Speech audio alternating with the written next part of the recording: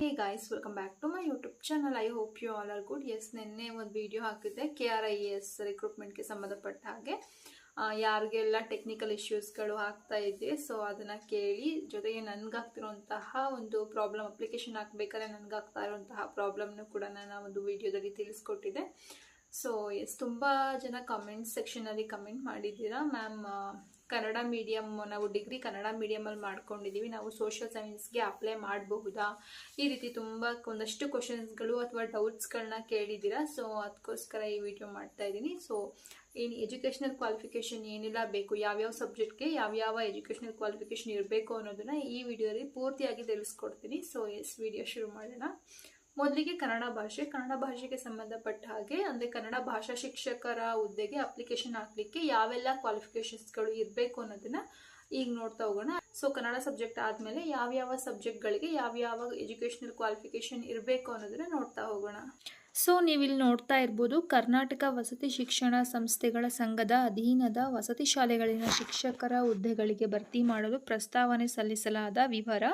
ಇಲ್ಲಿ ಯಾವ್ಯಾವ ಹುದ್ದೆಗಳು ಇದೆ ಅಂತೇಳಿ ಕೊಟ್ಟಿದ್ದಾರೆ, ಅದ್ರ ಜೊತೆಗೆ ಆ ಹುದ್ದೆಗೆ ಎಷ್ಟು ಅಂದರೆ ಆ ಹುದ್ದೆಗಳ ಸಂಖ್ಯೆ ಎಷ್ಟಿದೆ ಅನ್ನೋದನ್ನು ಕೊಟ್ಟಿದ್ದಾರೆ. ಅದ್ರ ಜೊತೆಗೆ ವೇತನ ಶ್ರೇಣಿ ಕೂಡ ಏನು ಅನ್ನೋದನ್ನು ಕೊಟ್ಟಿದ್ದಾರೆ. ನೀವು ಬೇಕಿದ್ರೆ ವಿಡಿಯೋನ ಪಾಸ್ ಮಾಡಿಬಿಟ್ಟು ನೋಡ್ಕೋಬೋದು. ಇಲ್ಲಿ ಅದಾದಮೇಲೆ ಸ್ವಲ್ಪ ನಾವು ಹಾಗೆ ಸ್ವೈಪ್ ಮಾಡ್ಕೊಂಡು ಕೆಳಗಡೆ ಬಂದರೆ ಇಲ್ಲಿ ಶೈಕ್ಷಣಿಕ ವಿದ್ಯಾರ್ಹತೆಯನ್ನು ಕೊಟ್ಟಿದ್ದಾರೆ. ಯಾವ್ಯಾವ ವಿಷಯಗಳ ಶಿಕ್ಷಕರಿಗೆ ಯಾವ್ಯಾವ ಶೈಕ್ಷಣಿಕ ವಿದ್ಯಾರ್ಹತೆ ಇರಬೇಕು ಅನ್ನೋದನ್ನು.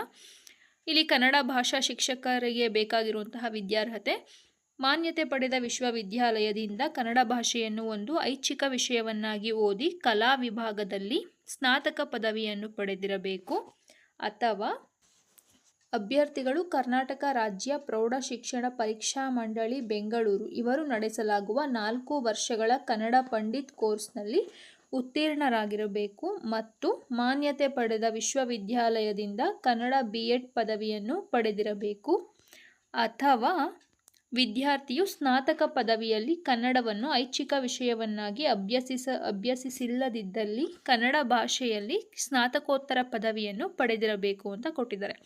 ಸೊ ಇಲ್ಲಿ ಅವ್ರು ಏನು ಹೇಳ್ತಿದ್ದಾರೆ, ಕನ್ನಡ ಭಾಷಾ ಶಿಕ್ಷಕರ ಹುದ್ದೆಗಳಿಗೆ ನೀವು ಅಪ್ಲಿಕೇಶನ್ನ ಹಾಕಬೇಕು ಅಂತ ಹೇಳಿದ್ರೆ ನೀವು ಡಿಗ್ರಿನಲ್ಲಿ ಅಂದರೆ 3 ವರ್ಷದ್ದು ಏನು ನಾವು UGಯನ್ನು ಮಾಡ್ಕೊಳ್ತೀವಿ ಅಥವಾ ಡಿಗ್ರಿಯನ್ನು ಮಾಡ್ಕೊಂಡಿರ್ತೀವಿ, ಸೊ ಆ ಒಂದು ಡಿಗ್ರಿನಲ್ಲಿ ನೀವು ಆಪ್ಷನಲ್ ಕನ್ನಡವನ್ನು ಓದಿರಬೇಕಾಗಿರುತ್ತೆ. 3 ವರ್ಷ ಡಿಗ್ರಿನಲ್ಲಿ ಆಪ್ಷನಲ್ ಕನ್ನಡವನ್ನು ಓದಿರಬೇಕು. ಇನ್ ಕೇಸ್ ಆಪ್ಷನಲ್ ಕನ್ನಡವನ್ನು ಓದಿಲ್ಲ ಅಂತ ಹೇಳಿದ್ರೆ ಅಟ್ಲೀಸ್ಟ್ ನೀವು ಕರ್ನಾಟಕ ರಾಜ್ಯ ಪ್ರೌಢ ಶಿಕ್ಷಣ ಪರೀಕ್ಷಾ ಮಂಡಳಿ ಬೆಂಗಳೂರು ಇವ್ರು ನಡೆಸುವಂತಹ 4 ವರ್ಷಗಳ ಕನ್ನಡ ಪಂಡಿತ್ ಕೋರ್ಸ್ ಅನ್ನೋದನ್ನು ನೀವು ಪಾಸ್ ಮಾಡ್ಕೊಂಡಿರಬೇಕು ಅಂತ ಹೇಳಿದ್ದಾರೆ. ಅದ್ರ ಜೊತೆಗೆ BEd ಕೋರ್ಸನ್ನು ಮಾಡ್ಕೊಂಡಿರಬೇಕು ಅಂತ ಕೂಡ ಹೇಳಿದ್ದಾರೆ. ಸೊ ಅದ್ರ ಜೊತೆಗೆ ನೀವು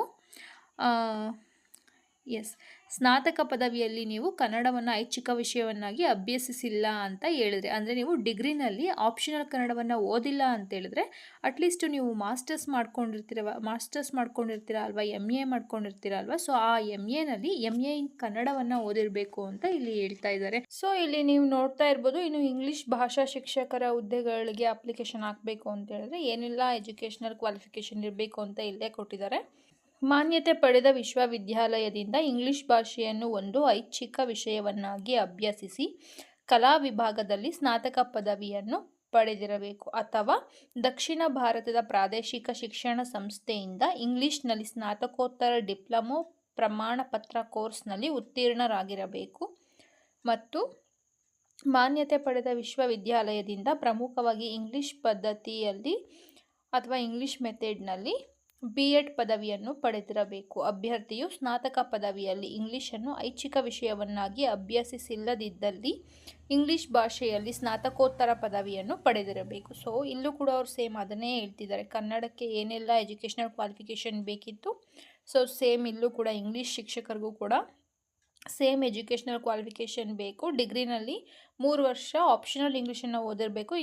ಇನ್ ಕೇಸ್ ನೀವು ಡಿಗ್ರಿನಲ್ಲಿ ಆಪ್ಷನಲ್ ಇಂಗ್ಲೀಷ್ನ ಓದಿಲ್ಲ ಅಂತ ಹೇಳಿದ್ರೆ ಅಟ್ಲೀಸ್ಟು ಇಂಗ್ಲೀಷ್ ಸಬ್ಜೆಕ್ಟ್ನಲ್ಲಿ ಮಾಸ್ಟರ್ಸ್ನ ಮಾಡ್ಕೊಂಡಿರಬೇಕು ಅಂತ ಕೇಳಿದ್ದಾರೆ. ಅದ್ರ ಜೊತೆಗೆ BEdನ್ನು ಕೂಡ ಮಾಡಿರಬೇಕು, ಅದು ಇಂಗ್ಲೀಷ್ ಮೆಥಡಲ್ಲಿ BEdನ್ನು ಮಾಡಿರಬೇಕು ಅಂತ ಹೇಳಿ ಇಲ್ಲಿ ಕೇಳ್ತಾ ಇದ್ದಾರೆ. ಹಿಂದಿ ಭಾಷಾ ಶಿಕ್ಷಕರಿಗೆ ಬೇಕಾಗಿರುವಂಥ ಅರ್ಹತೆಗಳು: ಮಾನ್ಯತೆ ಪಡೆದ ವಿಶ್ವವಿದ್ಯಾಲಯದಿಂದ ಹಿಂದಿ ಭಾಷೆಯನ್ನು ಒಂದು ಐಚ್ಛಿಕ ವಿಷಯವನ್ನಾಗಿ ಕಲಾ ವಿಭಾಗದಲ್ಲಿ ಸ್ನಾತಕ ಪದವಿ ಪಡೆದಿರಬೇಕು ಮತ್ತು ಮಾನ್ಯತೆ ಪಡೆದ ವಿಶ್ವವಿದ್ಯಾಲಯದಿಂದ ಬ್ಯಾಚುಲರ್ ಆಫ್ ಎಜುಕೇಷನ್ BEd ಪದವಿಯನ್ನು ಪಡೆದಿರಬೇಕು. ಮಾನ್ಯತೆ ಪಡೆದ ವಿಶ್ವವಿದ್ಯಾಲಯದಿಂದ ಹಿಂದಿ ಭಾಷೆಯಲ್ಲಿ ಸ್ನಾತಕೋತ್ತರ ಪದವಿಯನ್ನು ಹೊಂದಿರುವವರು ಮತ್ತು ಹಿಂದಿ ಭಾಷಾ ಶಿಕ್ಷಕರನ್ನಾಗಿ ಪರಿಗಣಿಸಲು ಮಾನ್ಯತೆ ಪಡೆದ ವಿಶ್ವವಿದ್ಯಾಲಯದಿಂದ ಪದವಿಯಲ್ಲಿ ಹಿಂದಿ ವಿಷಯವನ್ನು ಪ್ರಮುಖ ವಿಷಯವನ್ನಾಗಿ ಆಯ್ಕೆ ಮಾಡಿಕೊಂಡಿರಬೇಕು. ಸೊ ಸೇಮ್ ಇಲ್ಲೂ ಕೂಡ ಅದನ್ನೇ ಕೇಳ್ತಾ ಇದ್ದಾರೆ.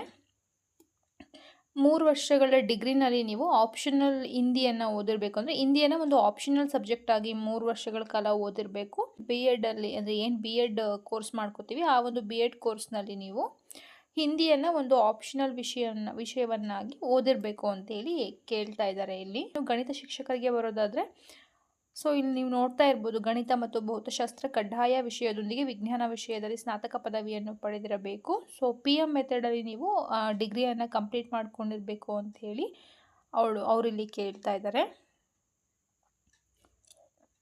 ಅದ್ರ ಜೊತೆಗೆ ವಿಜ್ಞಾನ ವಿಷಯಕ್ಕೆ ಸಂಬಂಧಪಟ್ಟಂತೆ ಅಥವಾ ಸೈನ್ಸ್ ಮೆಥಡಲ್ಲಿ ನೀವು ಅಂದರೆ PM ಮೆಥಡಲ್ಲಿ ಅನ್ಸುತ್ತೆ, PM ಮೆಥಡಲ್ಲಿ ನೀವು BEdನ್ನು ಮಾಡ್ಕೊಂಡಿರಬೇಕು ಅಂತೇಳಿ ಕೇಳ್ತಾ ಇದ್ದಾರೆ. ಸೊ ಅವರಿಲ್ಲಿ ಕೊಟ್ಟಿದ್ದಾರೆ, ನೀವು ಇದನ್ನು ಓದ್ಕೊಳ್ತಾ ಹೋಗ್ಬೋದು, ಬೇಕಾದ್ರೆ ಪಾಸ್ ಮಾಡಿ ಓದ್ಕೊಳ್ಳಿ. ಇನ್ನು ಸೈನ್ಸ್ ಟೀಚರ್ಗೂ ಕೂಡ ಕೊಟ್ಟಿದ್ದಾರೆ. ಕಡ್ಡಾಯವಾಗಿ ರಸಾಯನಶಾಸ್ತ್ರ ವಿಷಯದೊಂದಿಗೆ ಮತ್ತು ಕೆಳಕಂಡ ಯಾವುದೇ ಒಂದು ಐಚ್ಛಿಕ ವಿಷಯಗಳೊಂದಿಗೆ ಅಂದರೆ ಸಸ್ಯಶಾಸ್ತ್ರ, ಪ್ರಾಣಿಶಾಸ್ತ್ರ, ವಿಜ್ಞಾನದಲ್ಲಿ ಸ್ನಾತಕ ಪದವಿಯನ್ನು ಪಡೆದಿರಬೇಕು ಮತ್ತು ಮಾನ್ಯತೆ ಪಡೆದ ವಿಶ್ವವಿದ್ಯಾಲಯದಿಂದ ವಿಜ್ಞಾನ ವಿಷಯದ ಪದ್ಧತಿಯಲ್ಲಿ BEd ಪದವಿಯನ್ನು ಪಡೆದಿರಬೇಕು.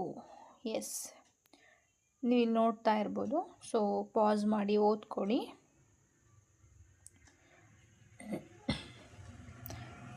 ಸೊ ಸಮಾಜ ವಿಜ್ಞಾನ ಶಿಕ್ಷಕರಿಗೆ ಈ ಕೆಳಕಂಡ ಯಾವುದೇ 2 ವಿಷಯಗಳನ್ನು ಐಚ್ಛಿಕ ವಿಷಯವಾಗಿ ತೆಗೆದುಕೊಂಡು ಕಲಾ ವಿಭಾಗದಲ್ಲಿ ಸ್ನಾತಕ ಪದವಿಯನ್ನು ಪಡೆದಿರಬೇಕು. ಅಂದರೆ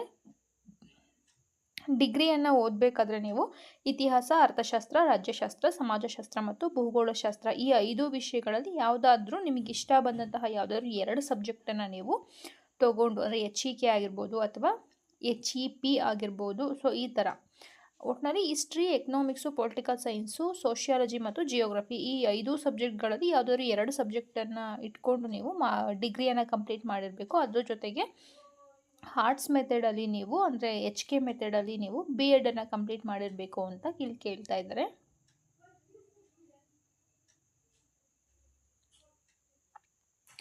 ಸೊ ಇನ್ನು ಕಂಪ್ಯೂಟರ್ ಟೀಚರ್ಗೆ ಸಂಬಂಧಪಟ್ಟ ಹಾಗೆ ಎಜುಕೇಷನಲ್ ಕ್ವಾಲಿಫಿಕೇಷನ್ ಇಲ್ಲೇ ಹಾಕಿದ್ದಾರೆ, ಪಾಸ್ ಮಾಡಿ ನೋಡ್ಕೊಳ್ಳಿ.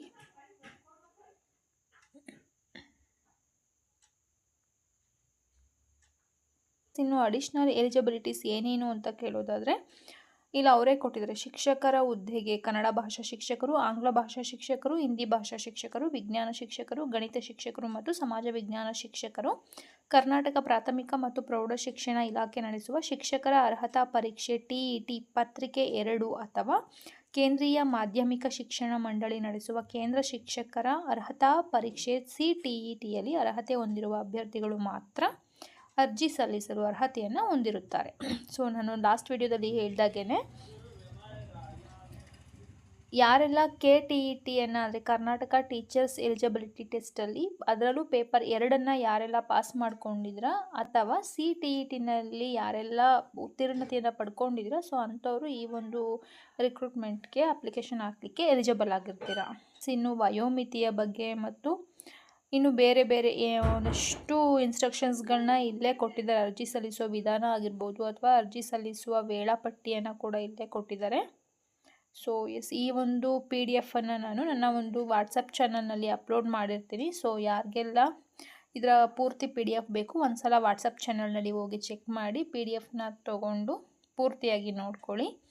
ಐ ಹೋಪ್ ನಿಮಗೆ ಈ ವಿಡಿಯೋ ಇಷ್ಟ ಆಗಿದೆ ಅಂದ್ಕೊಂಡಿದ್ದೀನಿ. ಇದೇ ಥರ ಹೊಸ ವಿಡಿಯೋದೊಂದಿಗೆ ಮತ್ತೆ ಬರ್ತೀನಿ. ಅಲ್ಲಿವರೆಗೂ take care, bye, have a good day.